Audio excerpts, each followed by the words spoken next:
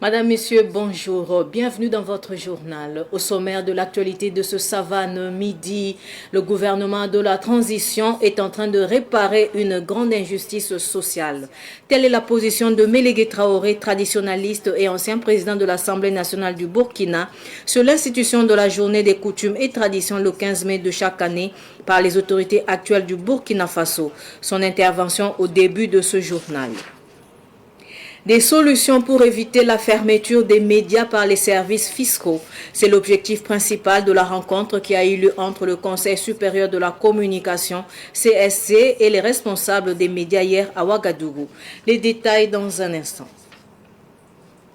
En instituant la journée du 15 mai comme journée des coutumes et traditions, le gouvernement de la transition est en train de réparer une grande injustice sociale. Ce sont les propos du traditionnaliste et ancien président de l'Assemblée nationale du Burkina Faso, Mélégué Traoré. Il estime même que cette décision devait être prise depuis longtemps. Mélégué Traoré est interrogé par Issa Oumar Ati. Cette journée est extrêmement importante. Pourquoi? Parce que c'est la commémoration de ce que nous sommes tous. Le Burkina Faso, les Burkinabés à 100% d'animistes, comme les Tchadiens d'ailleurs. À l'origine, c'est 100% d'animistes.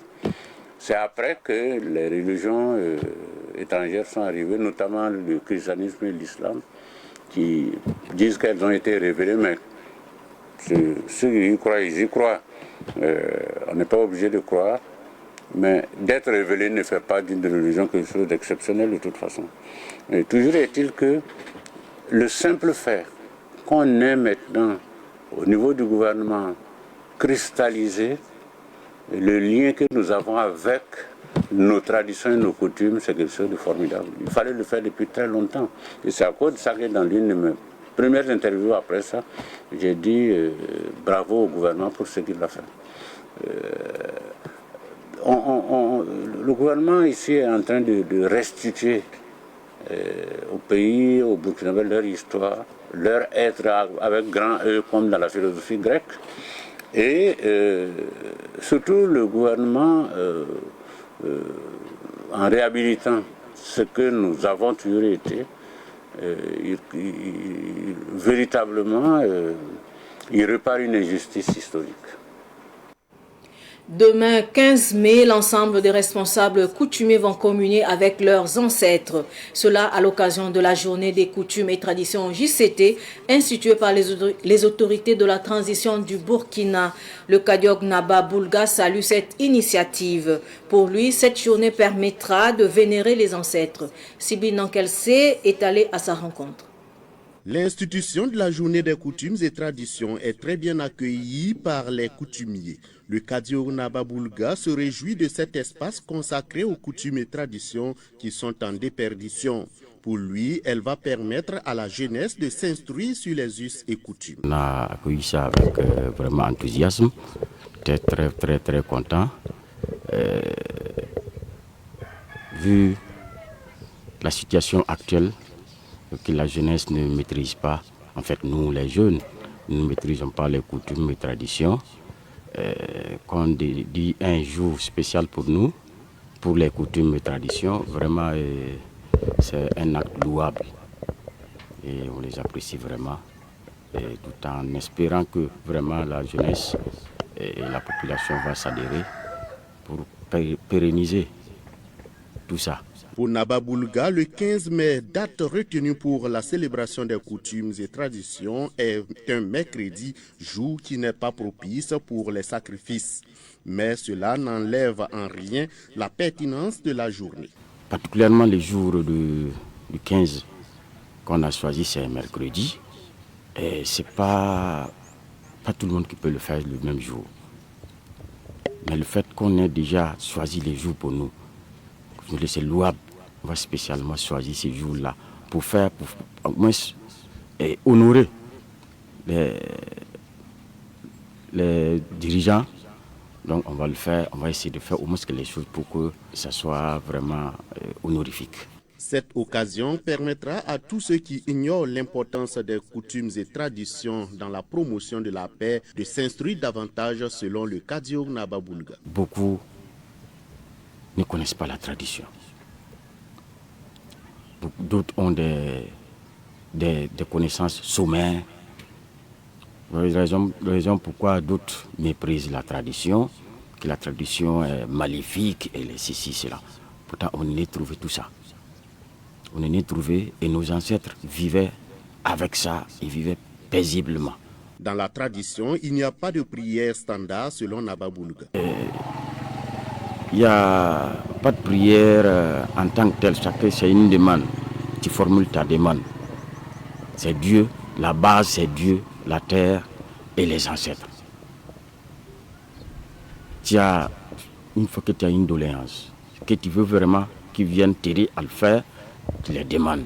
Il n'y a pas à dire qu'il y a une prière comme ça spéciale pour les vénérer. Les demandes des uns et des autres auprès des ancêtres peuvent être exaucées, mais de façon progressive. Le Kadio Nababoulga explique. C'est-à-dire, on te met d'abord en sécurité avant de te donner ce que tu veux. Ça, c'est un exemple que je prends. Parce que les ancêtres sont là, c'est nous. Ils veillent sur nous, nuit et jour. Tout le monde, ils sont avec nous. Ils savent ce qui est bien pour toi, ils savent ce qui n'est pas bien pour toi. Maintenant, si tu demandes ce qui et jugent que ce n'est pas bon, ils peuvent ne pas l'exaucer totalement, mais au moins tu ne seras pas déçu. Pour cette journée des coutumes et traditions, le Kadio Nababoulga invite la frange jeune à se confier toujours aux personnes habilitées, c'est-à-dire aux gardiens des traditions et aux maîtres des offrandes. Immoler que les choses pour tes ancêtres. Il faut éviter ce jour-là de le faire parce que vous allez vous créer certainement des problèmes. Parce que c'est des trucs, il y a des gens qui sont habilités à le faire. Il faut aller vers ceux qui le font. L'actualité toujours en relation avec la journée des coutumes et traditions. Loin des stéthoscopes cliniques, les populations pourront s'offrir des produits médicaux issus de la médecine traditionnelle. Cette foire est une initiative de la coopérative des praticiens de la médecine traditionnelle Copramet. Elle vise à promouvoir la médecine traditionnelle et ses acteurs à l'occasion de la journée des coutumes et traditions.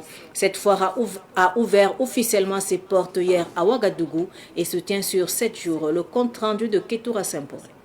Ces acteurs de la médecine traditionnelle sont ici réunis à l'occasion de la foire de la médecine traditionnelle. C'est dans le but d'offrir une plateforme de découverte et de célébration des pratiques ancestrales de guérison. C'est aussi l'occasion pour les tradipraticiens d'écouler leurs produits. Notre motivation, c'était d'abord d'unir les acteurs de la médecine traditionnelle.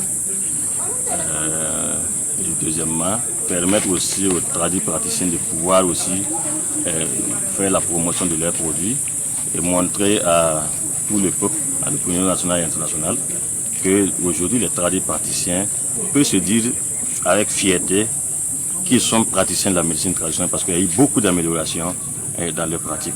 Ici, vous pouvez avoir presque tous les médicaments. Cette foire de la médecine traditionnelle, la coopérative des praticiens de la médecine traditionnelle Copramet a tenu à la faire dans le centre dédié à la médecine traditionnelle et des soins intégrés.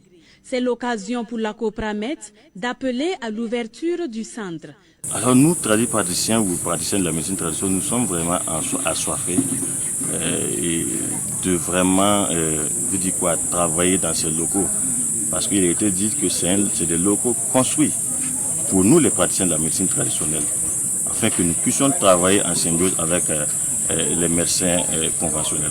Mais jusque-là, alors, nous avons des échos qu'il y aura une ouverture, mais jusque-là, il faut dire que nous sommes toujours sur notre soif. La foire de la médecine traditionnelle est un grand apport pour l'accélération de l'ouverture du centre, à en croire le docteur Pascal Nadambega, directeur du Centre de médecine traditionnelle et des soins intégrés. C'est la première fois qu'on organise une foire ici. C'est une très bonne action et peut-être que ça va motiver également à ce qu'on puisse vraiment lancer l'ouverture de ce joyau. Les stands d'exposition sont garnis de traitements pour maux de tête, troubles digestifs et même émotionnels d'exposants nationaux et internationaux. La foire a ouvert ses portes le 10 mai dernier et se poursuit jusqu'au 17 mai prochain. Je vous le disais également en titre, le Conseil supérieur de la communication CSC a rencontré hier lundi les responsables des médias privés. Une rencontre pour échanger autour des problèmes fiscaux que rencontrent ces structures. Les précisions avec Ahmed Joël Compore. Est-ce qu'on va pouvoir continuer ça? Une heure durant, le Conseil supérieur de la communication CSC échange avec les responsables des médias sur les phénomènes fiscaux. Après les échanges, le régulateur des médias CSC souligne que cette rencontre visait à gérer les instances pour éviter à l'avenir la fermeture des médias, surtout par les services fiscaux. Les échanges ont essentiellement porté sur la viabilité de nos médias qui, d'une manière ou d'une autre, contribuent au rayonnement du pays. Je pense que c'est deux mouvements. Le premier mouvement, c'est de gérer les urgences. De manière idéale, il n'est pas souhaitable qu'un autre média se ferme après Savane, à condition que les médias eux-mêmes aussi se mettent à jour et que le gouvernement aussi soit d'une oreille attentive. Voilà, donc ce sont les deux instants qu'on peut retenir de notre rencontre. Premièrement, gérer les instances pour qu'il n'y ait pas de médias qui se ferment dans les médias. Et puis deuxièmement, repenser en fait autant qu'on peut l'harmonisation des textes pour que les médias aussi puissent vivre de manière décente. C'est aussi le lieu pour les responsables des médias d'interpeller les services des impôts et les législateurs pour qu'ils assouplissent la loi. Aujourd'hui, les choses ont évolué pour des raisons particulières. On a voulu faire de nous des entreprises et ça crée déjà un hiatus. Par exemple, lorsqu'on vous dit de payer de l'argent que vous avez certainement collecté par le biais de la TVA, parce que ici le système est déclaratif. Lorsque vous faites une facture, vous êtes obligé de prépayer la TVA. Et ça cause une tension de trésorerie terrible sur les médias. Si dans ces conditions, on vous dit de payer et vous dites, mais nous avons de l'argent à recouvrer, donnez-nous des ASF, attestations de situation fiscale, et qu'on vous dit non, on ne peut pas vous donner des ASF, ça veut dire quoi? Ça veut dire que vous n'avez pas recouvré l'argent pour payer les impôts. Vous n'êtes même pas capable de pouvoir souscrire ou de soumissionner à des contrats parce qu'il faut forcément déposer ce genre de documents fiscaux. Donc je pense qu'il faut que nous réfléchissions pour voir qu'est-ce que nous voulons réellement. Si nous voulons travailler dans un cercle vertueux pour dynamiser l'économie, il va falloir que peut-être les impôts soient beaucoup plus souples. S'ils ne peuvent pas le faire parce que c'est la loi, il va falloir que le législateur assouplisse la loi pour qu'au moins ce genre de cercle vertueux-là puisse être mis en œuvre. Il faudrait qu'on arrive à trouver la bonne solution pour que les choses soient simples à faire pour les uns et les autres. Le CSC, de concert avec les responsables des médias, entend mettre un comité en place dans les jours à venir pour produire un cahier de plaidoyer à adresser au gouvernement. Un an après son décès, le souvenir du colonel Boukari Kaboré dit le Lion est toujours vivace. L'homme a marqué de son vivant l'armée et la politique au Burkina Faso. Samuel Moko nous en dit plus. Il y a un an, les représentants de l'État ainsi que les parents, amis et connaissances de Boukari Kaboré dit le Lion du Burkina, militaire à la retraite et homme politique, lui rendaient hommage avant son inhumation à Poix dans le Burkina, région du centre-ouest.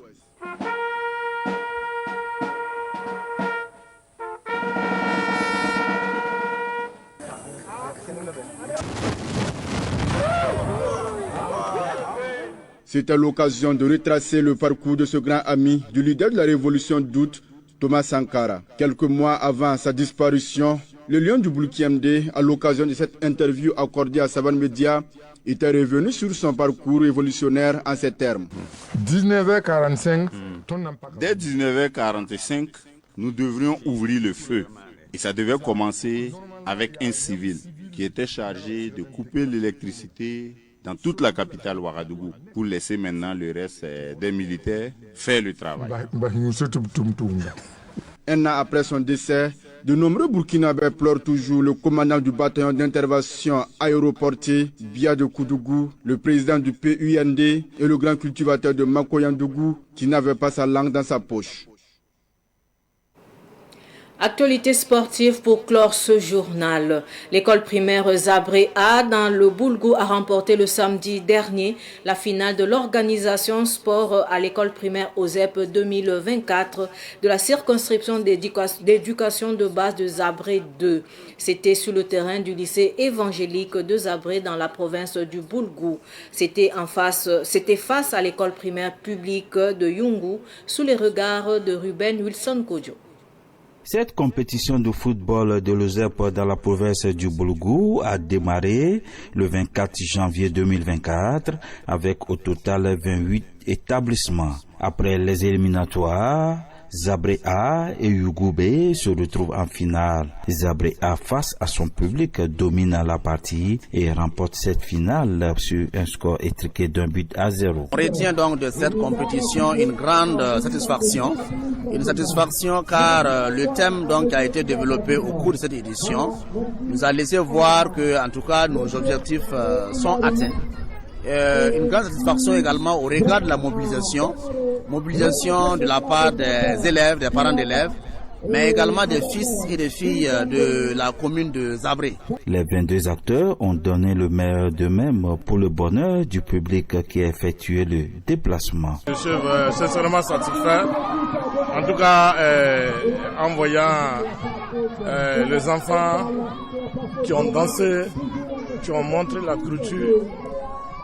Et en voyant aussi nos petits-enfants qui jouent le ballon et seront le futur joueur à l'avenir. Donc je suis très fier d'être parmi cette organisation. Et je voulais aussi profiter et encourager les frères qui ont initié cette initiative. En tout cas, vous savez que le ballon, c'est un facteur de la paix et alors pour la cohésion sociale. Le directeur provincial de l'éducation préscolaire, primaire et non formelle du Boulgou et le parrain de cette finale repartent très satisfaits de la prestation des différents acteurs. Je dirais que ces activités sont le couronnement de nos activités pédagogiques parce que nous pratiquons le sport dans nos classes et lorsque ça prend la forme de compétition, ça ne peut que en tout cas, cultiver de grandes vertus au sein de nos apprenants, des vertus de cohésion, de fraternité, des vertus vraiment du vivre ensemble. Et c'est ce qui vraiment nous satisfait. On a vu de très belles choses. On a vu d'abord les prestations artistiques. Nous avons vu aussi ce beau match et ça fait qu'on ne peut pas regretter. Et je suis quand même un fils de la région et associer son image à la culture et au sport à l'école primaire, c'est une très belle chose et je ne regrette pas. Notons que la culture était également au programme.